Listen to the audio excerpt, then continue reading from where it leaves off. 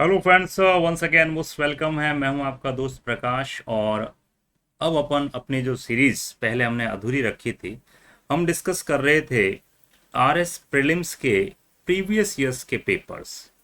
और उसमें मैं 1993 का पेपर डिस्कस कर रहा था। उसी को अपन थोड़ा सा आगे बढ़ाते हैं। थोड़ा वीडियो लंबा हो सकता है, तो फास्ट मोड में बिना समय खराब किए अपन स्टार्ट करते हैं। तो फ्रेंड्स, ये जो अपने क्वेश्चंस हैं, ये आपके आरएस प्रीलिम्स के लिए तो काम के है ही है। और सुबह जैसा कि मैंने बताया था, सीईटी एग्जाम उसके लिए भी बहुत ज़्यादा रिलेवेंट है, क्योंकि सिलेबस दोनों का सेम है। तो स्टार्ट करते हैं क्वेश्चन नंबर 71, क्योंकि 70 तक हम पहले डिस्कस कर चुके हैं। राजस्थान में पूरी तरह से बहने वाली सबसे लंबी नदी का नाम कौन सा मित्रों? पूछा गया था 1993 में। ऑप्शंस आपके सामने और exact answer, yes you are right, Banas river Rajasthan में बहने वाली सबसे लंबी रिवर है। थोड़ा सा इसके बारे में अपन जानते हैं कि बनास का मतलब क्या है। बनास वनों की आस। तो इससे जुड़ी हुई आपने परशुराम भगवान की कहानी भी सुनी होगी, लेकिन हम उन कहानियों में नहीं जाएंगे।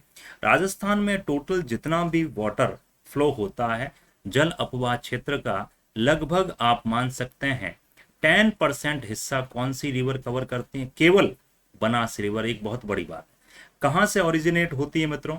ये खमनोर की पहाड़ियाँ। अभी आप कहोगे सर खमनोर कहाँ? खमनोर की पहाड़ियां हैं फ्रेंड्स आपकी राजसमंद में, कुंभलगढ़ के पास से ये प्रवाहित होती है। और इस आगे जाकर के ये सवाई माधोपुर के आसपास कौन सी रिवर में मिल जाती है? कमेंट बॉक्स में बताओ। यस, बिल्कुल चंबल रिवर में। ये कोठारी, खारी, मोरेल, बेड़ज, गंभीरी, बाणगंगा, ये सारी इसकी ट्रिब्यूटरीज हैं, बोले तो सहायक नदियां हैं। तो ये क्वेश्चन बहुत इजी था। चलते हैं अगले क्वेश्चन की तरफ।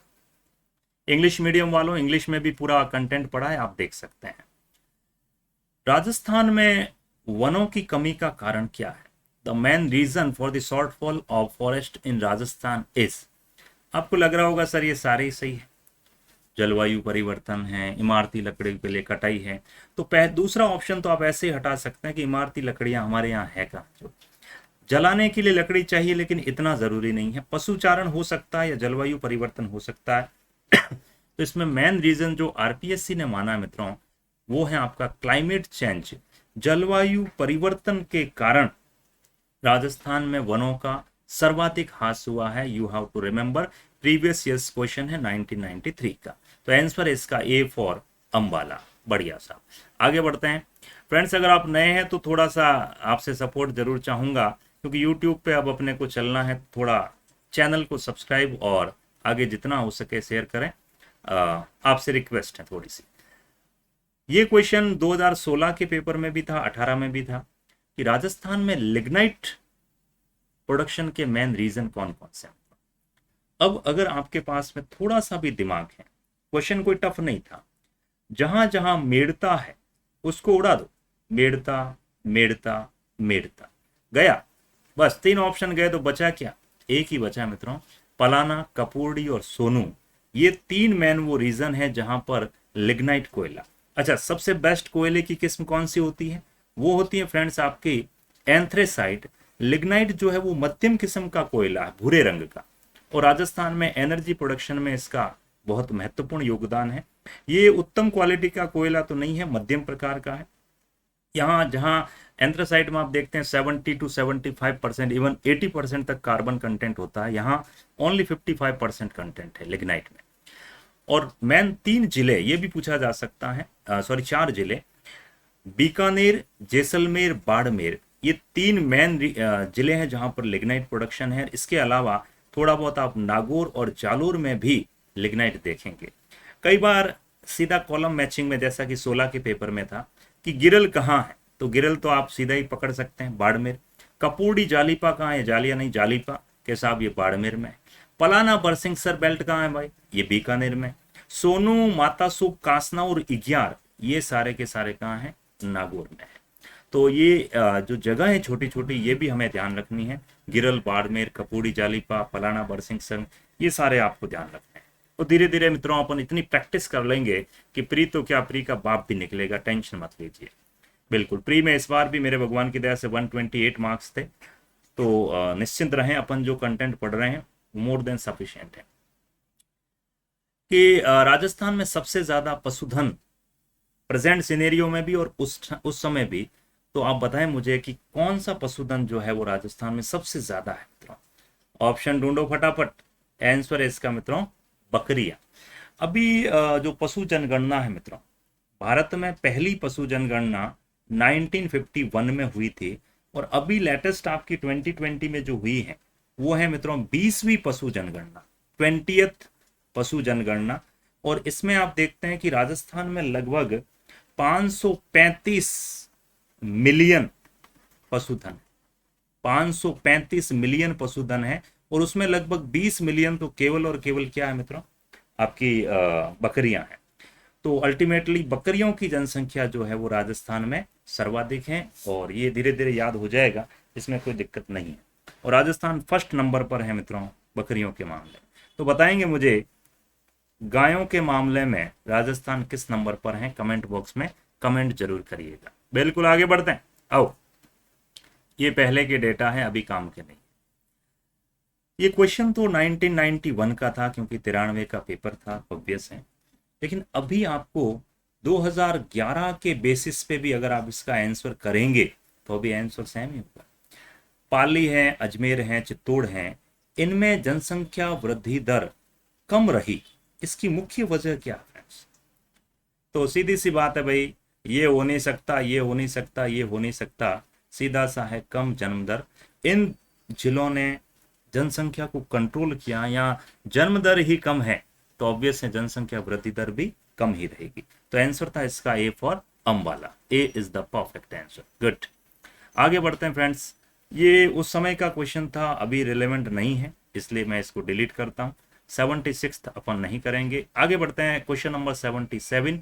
अच्छा सवाल है, टेक्निकल क्वेश्चन है, पढ़ें और एक बार सोचें जरा, आप अगर देते तो क्या आंसर देते हैं। What is the most decisive issue relating to the major sectors of the Rajasthan economy which affects the level of economic activities? Rajasthan में आर्थिक गतिविधियां कम है, उसकी मुख्य वजह क्या? क्या पूंजी की कमी हमारे पास में, या ऊर्जा की कमी है, जल का अभाव है, या साक्षरता की कमी है? सारे ही आपको लगभग एक जैसे ही दिख रहे हैं। बी और डी में युद्ध हो सकता था, लेकिन युद्ध जीता कौन है अकॉर्डिंग टू आरपीएससी?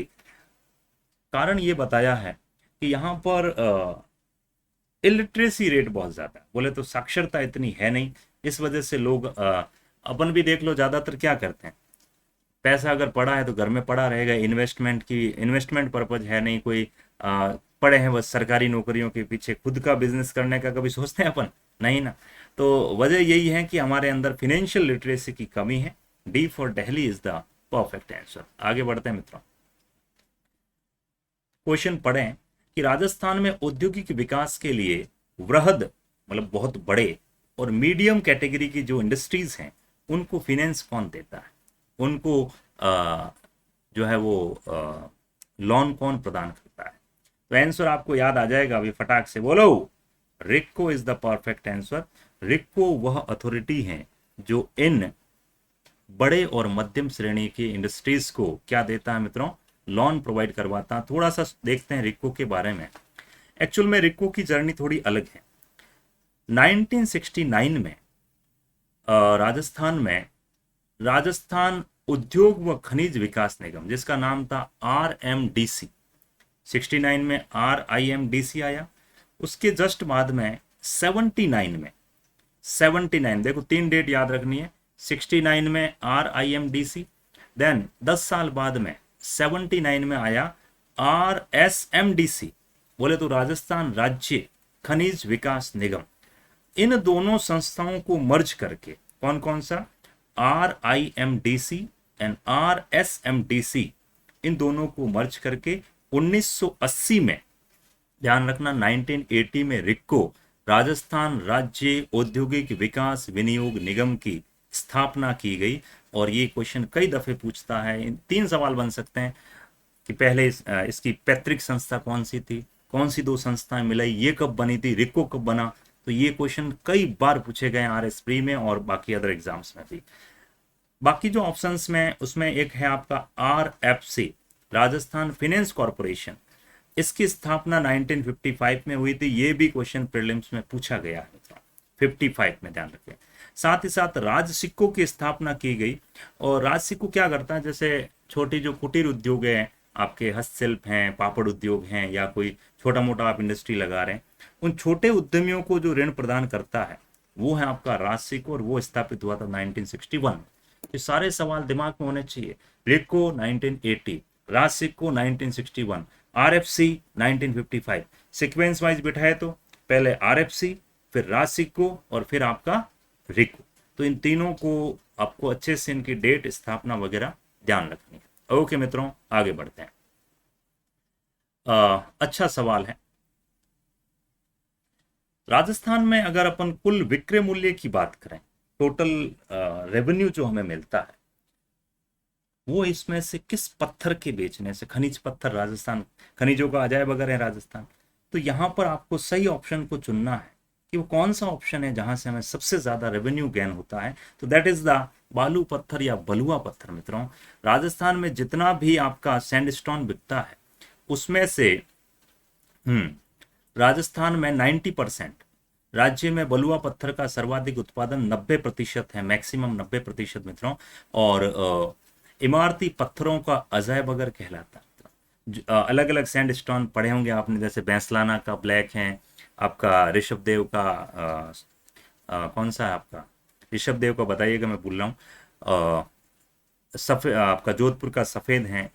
और साथ ही साथ मित्रों देश का 13% चूना पत्थर भी राजस्थान से मिलता है। और मार्बल प्रोसेसिंग की 95% क्षमता भी राजस्थान में। और ताजमहल जो है वो यहीं संगमरमर, जो दिल्ली समूह की चट्टानें हैं, इन्हीं से मिला है। राजस्थान से निकले हुए पत्थर से ही निर्मित हैं। हालांकि MP का भी वो मालवा पठार वगैरह बेल्ट इसमें आ जाता है। तो यू शुड बी रिमेंबर कि राजस्थान में बलुआ पत्थर मैक्सिमम रेवेन्यू जनरेट करता है। That was the perfect answer. ये फ्रेंड्स अभी उस समय का क्वेश्चन था, आउटडेटेड है। अभी इकोनॉमिक सर्वे नया आएगा, उस हिसाब से अपन इस क्वेश्चन को डील करेंगे। पुराने करंट के भी क्वेश्चन है बिल्कुल। प्रति व्यक्ति आय का क्वेश्चन आया है मित्रों कि प्रति व्यक्ति आय लगभग कितनी है चालू कीमतों पर उस समय। तो अभी इसका आंसर मैं नहीं लिखवा रहा हूं, आप मुझे बताएंगे 2020-21 के इकोनॉमिक सर्वे के बेसिस पे प्रेजेंटली राजस्थान में प्रति व्यक्ति आय कितनी है करंट प्राइस पे। कमेंट बॉक्स में बताइएगा, क्योंकि ये भी आउटडेटेड क्वेश्चन है, उस समय का सवाल है जो अभी रिलेवेंट नहीं है। आओ, अच्छा क्वेश्चन में सबसे पहले किसान आंदोलन। वैसे तो आप कहोगे सर बिजोलिया तो 1879 में स्टार्ट हो गया था, लेकिन फिर भी बिजोलिया को हम पहला किसान आंदोलन नहीं मानते। बट अगर होता कि भारत का पहला ऑर्गेनाइज्ड संगठित किसान आंदोलन, तो उसका आंसर क्या होता मित्रों, बिजोलिया। लेकिन इसका आंसर फिलहाल आप क्या देंगे, चंपारण। तो चंपारण कब, याद रखिएगा फ्रेंड्स, महात्मा गांधी से जुड़ा हुआ मुख्य आंदोलन। देखो 1915 में गांधी जी आए और आते ही उन्होंने केक काटा था। अब केक से याद रह जाएगा चंपारण, फिर अहमदाबाद मिल मजदूर आंदोलन एंड खेड़ा। तो ई साइलेंट है, CAK, इससे आपको तीनों याद हो जाएंगे, 17, 18 और 18। तो चंपारण आंदोलन कहाँ हुआ था मित्रों, बात है 1917 की। उस समय क्या हुआ था फ्रेंड्स, जो चंपारण है कहाँ, बिहार वाला एरिया। तो बिहार में नील की खेती बहुत होती थी। अब उस समय जब नील की खेती बहुत होती थी तो अंग्रेज जो बागान मालिक थे वो किसानों से क्या करते थे, एडवांस में पैसा देके भाई इतने हिस्से पर आपको नील की खेती करनी है। धीरे धीरे क्या हुआ कि केमिकल रंग इतने आगे मार्केट में कि अब ओरिजिनल नील की डिमांड ही नहीं रही। तो बागान मालिक चाहते थे कि अब कॉन्ट्रैक्ट रद्द कर दिए जाए। किसान भी परेशान थे, लेकिन बागान मालिकों को हो रहा था घाटा। तो उन्होंने आड़ू उलट तरीके से कई प्रकार के टैक्सेशन लगा दिए किसानों के ऊपर, और किसान परेशान हो गए। और इन्हीं समस्याओं के समाधान के लिए एक व्यक्ति था जिसका नाम था राजकुमार शुक्ल। वो गांधी जी से लखनऊ में मिला और इस समस्या के बारे में उनको सूचित किया। गांधी जी आए चंपारण में और वहां पर इन्होंने एक तरह से उनका जो मेन नारा था कि किसान समस्या के समाधान के लिए इन्होंने विरोध किया। और गांधी जी चंपारण के किसानों की समस्याओं के समाधान के लिए जो कमेटी बनाई गई थी, उस कमेटी में भी मेंबरशिप करते हैं, और साथ ही साथ गांधी जी के दबाव के चलते 25% तक जो अवैध वसूली की थी बागान मालिकों ने, उसको वापस रिटर्न किया जाता है। ये एक बहुत बड़ी जीत थी गांधी जी की पहले किसान आंदोलन में, जिसे अपन चंपारण किसान आंदोलन कहते हैं।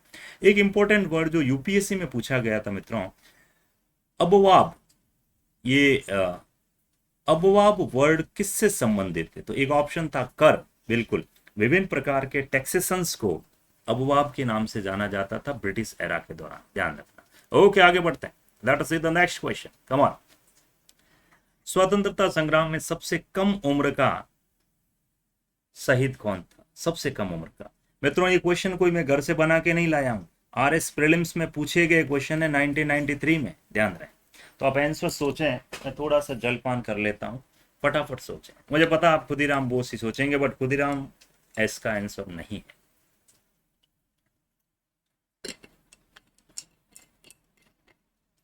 बिल्कुल। तो फ्रेंड्स, इसका आंसर है आपका हेमू कालानी। अब हेमू कालानी कब था, कहाँ था, ये आपको एनसीईआरटी वगैरह में बहुत कम देखने को मिलता है। क्वेश्चन बड़ा टेक्निकल था। तो फ्रेंड्स, ये बातें हैं 1942 की, कि 1942 के अंदर हेमू कालानी, जब वो मात्र 19 या 20 साल के थे, इनका जन्म एक्चुअल में सिंध प्रांत में हुआ था, पाकिस्तान में जो अभी जगह है। तो हेमू कालानी गांधी जी से बड़े इंस्पायर होते हैं और भारत छोड़ो आंदोलन में शरीक हो जाते हैं, और ये भी आंदोलन में कूद पड़ते हैं, लेकिन पकड़े जाते हैं और फाइनली 1943 में इन्हें फांसी पर लटका दिया जाता है। भगत सिंह, राजगुरु के साथ सुखदेव, इन तीनों को 1931 में फांसी दी गई थी। हालांकि खुदीराम बोस किससे रिलेटेड है, आप मुझे बताएंगे कौन सी क्रांति से या उससे पहले, या जो भी है। तो खुदीराम बोस के बारे में भी आपको लिखना है कि वो कब शहीद हुए थे और कितनी उम्र में थे उस समय। बिल्कुल। कारखानों की संख्या कितनी है, ये इरेलेवेंट क्वेश्चन है अभी प्रेजेंट सिनेरियो में। आगे बढ़ते हैं। ये अच्छा क्वेश्चन है फ्रेंड्स, कि सांभर में भारत का कुल कितने प्रतिशत नमक पैदा होता है? कई बार आप पढ़ते हैं। तो एग्जैक्ट आंसर फ्रेंड्स 8.7%। तो एक चीज बताएं मुझे, सांभर प्राइवेट सेक्टर में नमक प्रोड्यूस करता है या फिर गवर्नमेंट के अंडर है? तो आपका आंसर होगा ये सार्वजनिक क्षेत्र है। क्या है यहाँ पर देखिए, first of all friends, sambar में 8.7%। और देखिए, ज्यादातर नमक आप देखते हैं क्या, इंडिया के कोस्टल एरियाज, गुजरात, ये वाले एरियाज में नमक होता है। लेकिन आंतरिक छोटे छोटे जैसे झील हैं, कोई तालाब है, वहां भी नमक का प्रोडक्शन होता है। तो आंतरिक नमक प्रोडक्शन में सांभर सबसे टॉप पर है। भारत में सबसे ज्यादा आंतरिक नमक प्रोडक्शन का केंद्र सांभर झील है, जो राजस्थान का 80% और पूरे देश का, यूं समझ लो ना, पूरे देश का 8% और राजस्थान का 80% नमक प्रोड्यूस करता है। आरएस मेंस में ये फैक्ट आपके काम आएगा।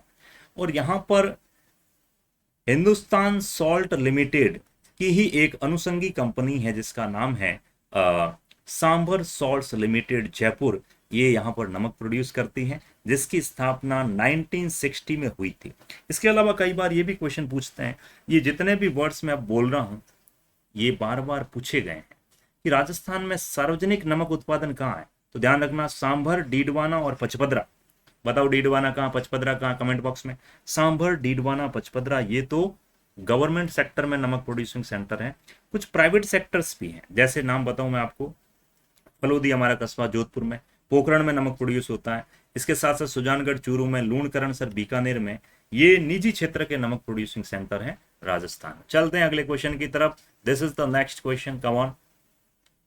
अच्छा सवाल था फ्रेंड्स, लेकिन इसका आंसर आप नहीं दे पाएंगे क्योंकि उस समय करंट में था। 1981 से 1991 की अगर कंपैरिजन करें तो स्त्री पुरुष अनुपात, बोले तो जन अनुपात, महिला पुरुष अनुपात जैसे अपन कहते हैं, लिंगानुपात, तो लिंगानुपात घटा है कि बढ़ा है? तो इस क्वेश्चन का आंसर तो है कुछ मात्रा में घटा है, लेकिन मैं आपको रीजन बता दूं एक्चुअल में क्या था।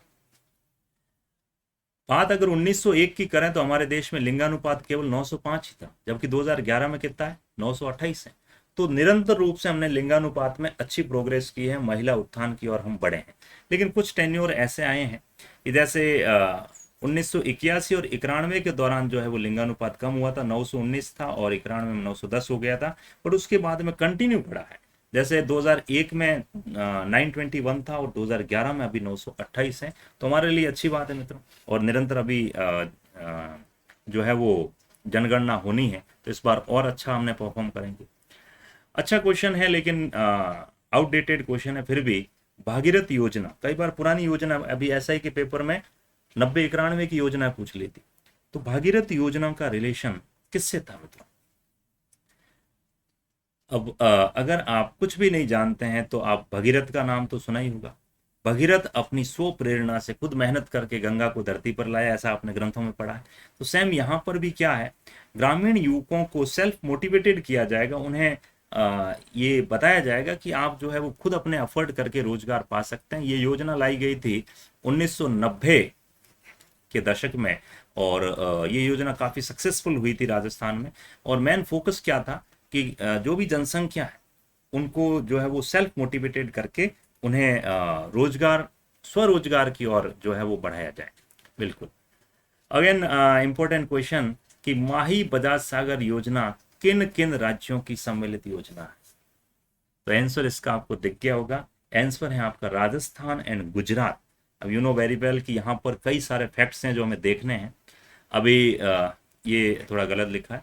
अभी जो रेशियो है 45-55, बिल्कुल, कि हमारी हिस्सेदारी केवल 45% है, जबकि गुजरात की 55% है माही बजाज सागर में। अभी आप कहेंगे माही रिवर कहाँ से सर? तो माही रिवर कहाँ से आती है याद करिए, एमपी से, फिर ऐसे अपने ये राजस्थान वाले एरिया से डूंगरपुर बांसवाड़ा होके फिर गुजरात की तरफ। तो मित्रों इस रिवर पर कई सारे बांध हैं। अब इन तीनों बांधों के नाम मैं बोल रहा हूँ, लेकिन आपको बताने लोकेशन क्या है। माही बजाज सागर तो सबको ही पता है कि माही बजाज सागर बांध जो है वो माही नदी पर बांसवाड़ा में बोरखेड़ के पास में बना। तो इसके अलावा दो बांध और हैं। आप मुझे बताएंगे कडाना डैम कहाँ है, और आप मुझे बताएंगे कागदी डैम कहाँ है, कागदी। तो ये दोनों डैम भी यहाँ है, पर लोकेशन आपको मुझे बतानी है कि ये बाकी वाले डैम्स इस पर बने हैं वो कहाँ कहाँ पर है। 1966 में ये योजना स्टार्ट की गई थी मित्रों, माही बजाज सागर प्रोजेक्ट। आगे बढ़ते हैं। गोपाल योजना फ्रेंड्स कई बार चर्चा में आती है। ये राजस्थान के किन हिस्सों में स्टार्ट की गई थी? तो आंसर है फ्रेंड्स इसका दक्षिणी पूर्वी भाग राजस्थान का, जो ये धौलपुर, भरतपुर, करौली, सवाई माधोपुर, इन एरियो में गोपाल परियोजना को लाया गया था। बट गोपाल परियोजना लाई क्यों गई थी? ये 1990 में स्टार्ट हुई थी फ्रेंड्स। मुख्य मुद्दा था कि गांव के जो युवक हैं, यूथ हैं, उनको भागीदार बनाया जाए कि किस प्रकार से पशुधन में नस्ल सुधार किया जा सके। मतलब कुल मिलाकर के पशुपालकों को यहाँ आर्थिक जो है वो सहायता भी दी जाती थी। और मेन मोटिव ये था कि कैसे भी करके युवकों को भागीदार बनाएं और पशुधन में नस्ल सुधार कार्यक्रम को और आगे बढ़ाया जाए। अच्छा क्वेश्चन है, कई बार पूछा जाता है कि भारत के कुल शुद्ध सिंचित क्षेत्र का राजस्थान में हिस्सा कितना? तो आंसर फ्रेंड्स इसका 7.7%। ये आपको ध्यान रखना, अभी भी कई बार ये क्वेश्चन पूछा गया है। हालांकि राजस्थान भारत का सबसे विशाल राज्य है, 11% हम लैंड कवर करते हैं, फिर भी ये 7.7% बहुत कम है, इसमें सुधार की आवश्यकता है। बिल्कुल। आगे बढ़ते हैं मित्रों कि राजस्थान के किस जिले में सबसे ज्यादा पशु मेलों का आयोजन होता है? तो इसका एग्जैक्ट जो आंसर है फ्रेंड्स वो है आपका, आप खुद सोच सकते हैं, नागौर। नागौर में ये अभी आरएस प्री के अंदर भी क्वेश्चन पूछा गया था कि सबसे ज्यादा पशु मेले राजस्थान में कहाँ है? तो आंसर है इसका नागौर। और नागौर में कौन कौन से, मैं नाम बता दूं आपको कि सबसे फेमस तो है आपका पर्वतसर पशु मेला, इसके साथ साथ बलदेव पशु मेला, रामदेव पशु मेला। ये बड़ा कंफ्यूजिंग है, ये पूछा गया था रामदेव पशु मेला, और एक ऑप्शन था रामदेवरा, बट रामदेवरा नहीं है। आंसर इसका मानसर, जो कि नागौर में है। बिल्कुल। तो ऑल ओवर राजस्थान में लगभग 250 से ज्यादा पशु मेले हैं, और इसमें सबसे ज्यादा जो है वो नागौर में पशु मेला, नागौर संभाग में, सॉरी नागौर संभाग तो जिले जोधपुर में है, पर नागौर जिले में। विश्व प्राकृतिक धरोहर, वर्ल्ड नेचुरल हेरिटेज, इसमें से कौन कौन सी है? एक ही है ऐसी, हालांकि अभी राजस्थान में 2 है, और इसमें से आपको बताना कौन सी है, वो है घना पक्षी विहार, जो कि अभी कहाँ है मित्रों? बिल्कुल, भरतपुर का घना पक्षी विहार। 1956 में इसे पक्षी अभ्यारण्य का दर्जा दिया गया था, और 1981 में इसे राष्ट्रीय उद्यान बनाया गया, और 85 में यूनेस्को ने इसे वर्ल्ड हेरिटेज में शामिल कर लिया।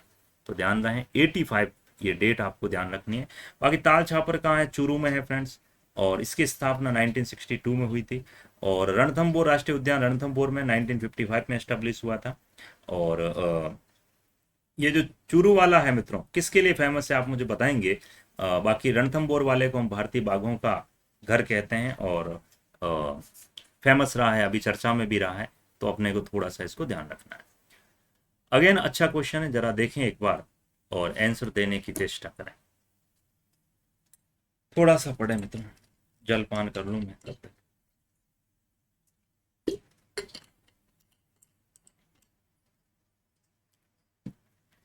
तो फ्रेंड्स ये सारे सवाल जो है अपने आरएस प्री में पूछे गए हैं, इसलिए ध्यान रहे इन क्वेश्चंस पर कमांड करनी है, और रिपीट होते हैं। मैं बता दूं आपको, आरएस प्री में 20 से 25 क्वेश्चन रिपीट होते हैं, 101%। तो अगर ये सवाल अच्छे से कर लेते, इनसे इनकी व्याख्या में से कई सारे सवाल और बन जाते हैं। राजस्थान का दूसरा जस्ता शोधन संयंत्र चंदेरिया में क्यों लगाया गया? क्योंकि चित्तौड़गढ़ जिले में जस्ता अयस्क भंडार प्रचुर मात्रा में। सोचें आंसर क्या होगा। बिल्कुल दोनों के दोनों सही हैं। तो पहला कौन सा था फिर?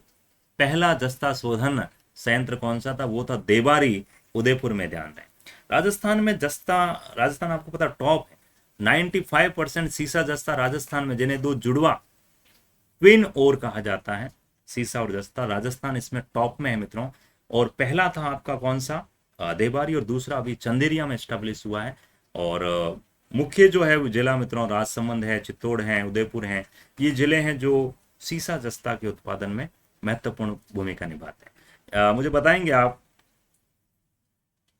एक जगह है सीसा जस्ता की फेमस, राजपुर दरीबा, या आप उसका अगर नाम बताना चाहें, वो जगह कहाँ पर है मित्रों? किस जगह है आपको जो है वो मुझे बताना, दरीबा वाली। तो ये क्वेश्चन भी आउटडेटेड है, फिर भी अपन अगर चाहें तो देख सकते हैं। देखिए, इंदिरा गांधी नहर प्रोजेक्ट का पहला फेज 1992 में पूरा हो गया था, और लगभग हमें 14 लाख हेक्टर लैंड सिंचित करनी थी। उसमें से 5.53 हेक्टर 1992 में पूरा है। अभी फेज सेकंड चल रहा है और लगभग कंप्लीशन पे है। ये भी आउटडेटेड क्वेश्चन है, जिसको करने की जरूरत नहीं है फ्रेंड्स। आगे बढ़ते हैं क्वेश्चन नंबर 96 की तरह। ये अच्छा सवाल, और इसका 100% आप गलत आंसर देंगे। केंद्रीय भेड़ प्रजनन केंद्र, मुझे पता आप अविका नगर की तरफ जाएंगे, बट अविका नगर इसका सही नहीं है। आंसर इसका फतेहपुर। ऑप्शन में बताइएगा फतेहपुर है कहां पर, कमेंट बॉक्स में। केंद्रीय भेड़ प्रजनन केंद्र जो है वो फतेहपुर में है। तो फिर अविका नगर में क्या है? अविका नगर में मित्रों ये है क्या?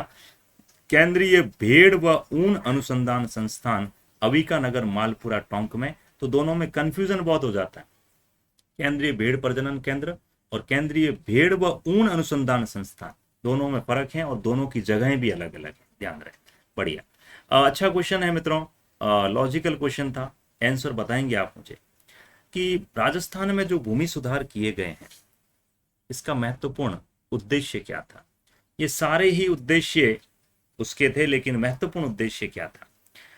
कुछ बुक्स में इस ऑप्शन को सही माना, लेकिन आरपीएससी के हिसाब से आंसर था कृषि पैदावार में वृद्धि करना। क्योंकि राजस्थान में देखिए बरसात का कोई पतियारा है नहीं, तो सरकार चाहती थी कि भाई एग्रीकल्चरल प्रोडक्शन बढ़े।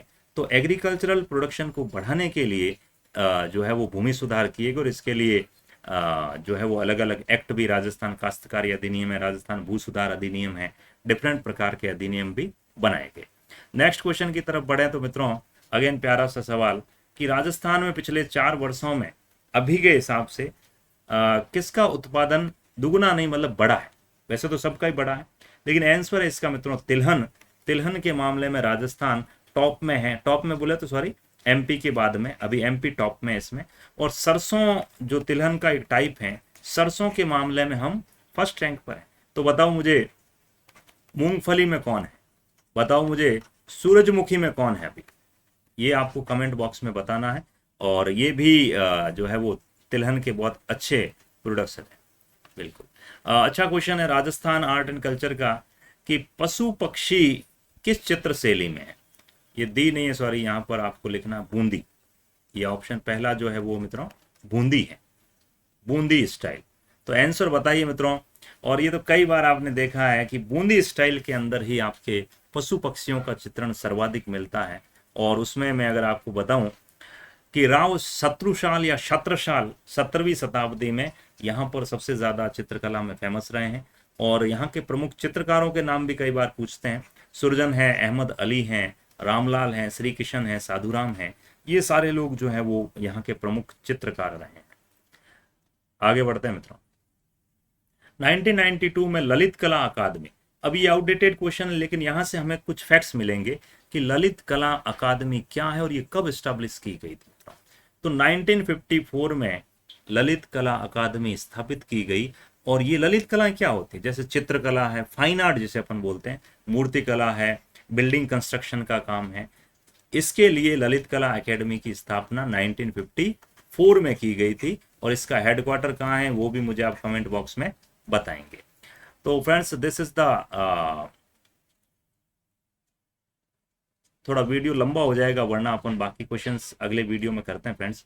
तो ये 30 क्वेश्चंस अपन ने लगभग डिस्कस किए हैं। मैं और ऐसे एपिसोड लाता रहूंगा। और अपना मेन फोकस क्या फ्रेंड्स, सीईटी एग्जाम और इसके साथ साथ आरएस एग्जाम आपको भी कमर कस लेनी है मेरे साथ में। और धीरे धीरे मैं अभी मेंस ओरिएंटेड क्लासें, मेरी थ्योरी की क्लासें शुरू हो जाएगी, उसके वीडियोस भी आपको कंटिन्यू मिलते रहेंगे। चैनल पर नए हैं तो ज्वाइन जरूर करें और इतना तक सपोर्ट आप कर ही सकते हैं। बाकी मैं अब कंटिन्यू रहने वाला हूँ, डोंट वरी। और फाड़ेंगे इस बार, जब तक तोड़ेंगे नहीं तब तक छोड़ेंगे नहीं। और कोई क्वारी हो आपकी आरएस एग्जाम के रिगार्डिंग तो आप मुझे मेरे पर्सनल नंबर पर कांटेक्ट कर सकते हैं। नंबर आपको नीचे दिख ही रहा है, मैं लिख भी देता हूँ 995049, यहाँ सही नहीं आ रहा, 9950496952। तो इस नंबर पर आप मुझसे कांटेक्ट कर सकते हैं। मिलते हैं मित्रों नेक्स्ट एपिसोड में। Thank you so much, have a very very lovely day, good.